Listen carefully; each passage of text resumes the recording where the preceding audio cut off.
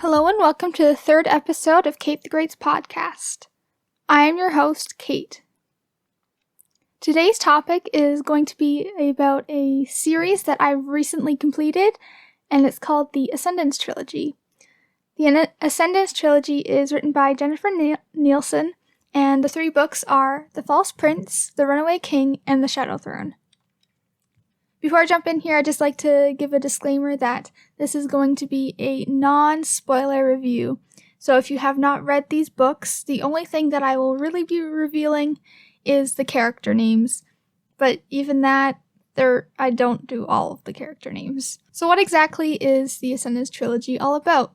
Well, it's written in the perspective of a young orphan boy named Sage who is recruited by a man named Connor to compete for the place of impersonating the dead-lost prince, Jareth. The trilogy recounts Sage's adventures with Connor and the other boys competing, who are named Lantimer, Roden, and Tobias. It is a fantasy, and I believe it is also either young adult or middle grade, but I'm not entirely sure because some of the scenes are quite graphic or have a heavy topic. Now, I've greatly enjoyed this series. It's now definitely one of my top favorites in my reading experiences. I really liked it because I love fantasy novels in general, and I love anything to do with kingdoms and lies and betrayals, and the Ascendance Trilogy has all these things and much more. Another thing I really liked about the series are the characters. They are so amazing, and they are just quite unique in that they have very different personalities to one another, though they all share one thing, which I'll get into later. My favorite characters in this series were Mott and Imogen, though I related the most to Tobias. Also, I greatly enjoyed the character Sage, who is the main protagonist of this story, and it is told through his perspective. I loved his voice, sarcasm, and wittiness throughout the entire series. Also, I really loved the writing style, which was easy to read and understand, and it also had enough description that I could clearly picture the characters and settings, which is something that I don't often find in books, though this series did it really, really well. Especially when it comes to character looks and like hair color, eye color, I find that very important to picture what the characters look like, though some people will disagree. From what I've heard about this series from other people is that they did not like the politics and how much of it was in there. But for me, I gotta disagree on that, because the politics really helped to build the world and make it feel real and unique. And so the politics, though there was some of it, I didn't really care that much and actually enjoyed it. I liked the political stuff and found it interesting, and it helped to build the world, as I said before, and make it feel real. The only thing that I disliked was that I just wanted more. The end of the series was very satisfying, no doubt, but I loved the characters so much and became so attached to them that I just did not want their recorded adventures to end. So maybe one day Jennifer Nielsen will do another trilogy with these characters. I'd hope so, please. Anyway, I hinted before that there was something about the characters that I really liked and that all of them kind of shared. And oh my, all the characters were such jerks to each other, and I loved it. They were like all jerks to each other and to everyone around them, and it was so funny and intriguing to watch their relationships evolve. I love flawed characters, which should be the only kind of characters in my opinion. All the characters' personalities were very intriguing, and the dynamics of their relationships were sometimes confusing, but I loved it. By the end of the series, the characters' arcs came to a grateful close, which is always satisfying. But yeah, I love jerky characters who are just jerks. It's just too funny. Now, while I was reading The False Prince, I did something that I have never done before, and I was so happy about it during the end. So near the beginning of The False Prince, Jennifer Nielsen, the author, hid some clues to the big twist at the end, and I caught on, and it was epic. Now, for me, this is extremely exciting because I'm a person who can overlook such details in books and take everything within reason, literally. So when I caught on to this, I was like, oh, I think I'm right. And then we got to the end of the book and I'm like, oh, I was right. Though I caught on to what the twist was, it was still satisfying and was still surprising. Though I had clued in the beginning to what I assumed the twist would be at the end, it was still very greatly satisfying. I knew something the other characters did not, and the anticipation it gives you while you wait for them to find out is thrilling. I greatly admire the author for setting it up so well, and hope to be able to write twists like this in my own novels. It takes a lot of skill to lay clues beforehand to a twist in the end that are not too obvious, but you can catch on if you're really paying attention. I really like the writing style in this series. It's, like I said before, it's easy to understand, and the description is excellent, and as well as the twist, the setup for the twists and stuff is really good. Also, with the writing style, I loved the characters, as I said before, and I really liked the way it was written. The message or theme that I found that stuck the most with me was the theme of responsibility. Being a big sister, I have a lot of responsibility, would set a good example, and in that way I could relate to Sage. Throughout the later books, much responsibility is thrust upon him, and I admire the way in which he dealt with it, though he had his moments where he doubted himself and blamed himself for mistakes he could not have avoided with having so much responsibility. I also love the theme of support and care you get from your friends and those who care about you. No doubt Sage would have suffered far more if it weren't for his friends and those close to him. Now, I love this series, and I hope that you guys would like to read it as well. It was just so good. Lots of people have very different opinions than me on this book series from what I've heard and seen, mostly on YouTube, but I don't know, I just really like the way this was set up, and I loved each book individually, though honestly the first one's the best. But again, this was the Ascendance trilogy by Jennifer Nelson. The 3 books are The False Prince, The Runaway King, and The Shadow Throne, and I really encourage you guys to pick them up and read them. They're so good. I also found a audiobook version on YouTube. I'll try to link it in the description or show notes below, but I listened to that for a few chapters. Now it's time for the short story. One of my favorite things to read to you guys are my short stories. Now, keep in mind that these are all like first draft short stories. I did tweak it a little bit because I wrote this like a month ago, so I went through it and did a bit of editing beforehand. But this one I really like. It's about choices and how they can affect yourself, and choices are hard. Especially this one that the character has to make in this one. Anyway, I hope you enjoy this short story, and again, I used a prompt from Pinterest, so here it is. The choice. I didn't get to have a choice then, so I'm making it now, I yelled. Yeah, but will it be the right one, said Roan. I don't know, I said as angry tears filled my eyes. I knew I needed to choose, but how could I?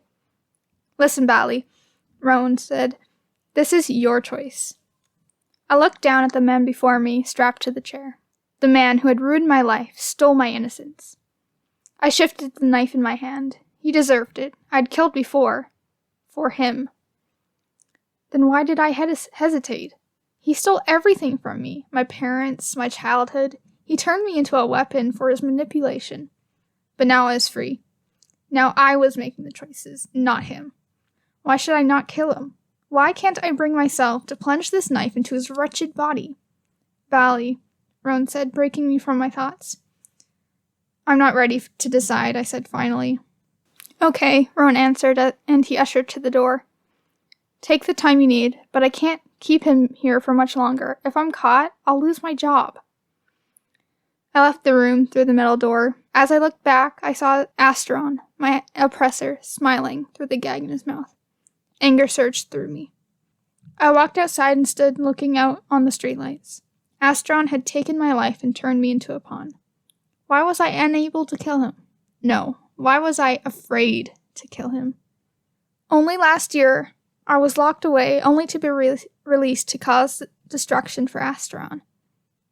Ever since I'd broken free, I still felt trapped by the thought that he was still out there, manipulating those around him to do his dirty deeds. But even now that I had him in my custody, I felt like he was still in control of me. And maybe he was. The door behind me opened and Roan stepped out to join me. "Why is this so difficult for you?" he asked. I squeezed my eyes shut before answering. I knew why, but it was hard to admit. Though he has destroyed me and turned me into a killer, he is still the only family I have ever known. Asteron was like a father to me in the early days, before he showed his true intentions. I guess he still has a hold on me because of that. Roan let what I had said sink in. "You have me now," Roan said. "Asteron is nothing more than a manipulator. If you let him live, he can still find a way to continue to take advantage of people even though he'll be locked up. You know what he's capable of. Do you really think he will stop?" "No," I answered. "He will not stop. He will never stop." My fist clenched. I would not allow him to get the chance to take advantage of another human being again. I had made my decision. With knife in hand, I pushed open the door once again. Roan followed behind me. I crossed the room to where Asteron was tied to the chair, still gagged. As I drew close with the knife, Asteron began to pull at his ropes. "You're not leaving that chair," I said in monotone. "Not alive, that is." Asteron's eyes filled with terror. He knew what I was capable of. He was the one who had trained me after all. I lifted the knife ready to strike. Then a realization hit me. Again, he was manipulating me. If I killed him, I became just the thing he always wanted me to be. A ruthless creature who would kill if it benefited them. I would not allow him the satisfaction. No, he would go to prison. He would experience the same imprisonment he had inflicted upon me. I let the knife drop from my hand. Its clatter rang throughout the warehouse. "No," I said to Asteron's face. "You will no longer manipulate me. You will endure imprisonment same as I did."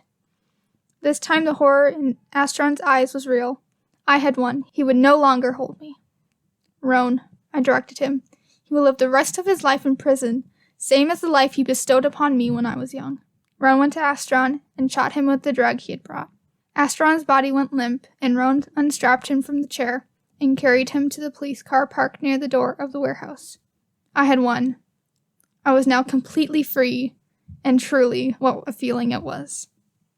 So, what'd you think? I'm very curious to see what you all thought of my short story.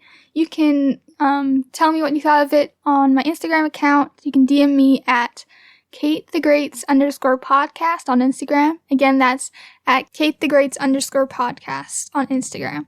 Now, I had some questions sent in to some of my followers on Instagram, so I thought I would share my answers to those questions. So the first question that I got was, what new and exciting things do I have planned for 2021?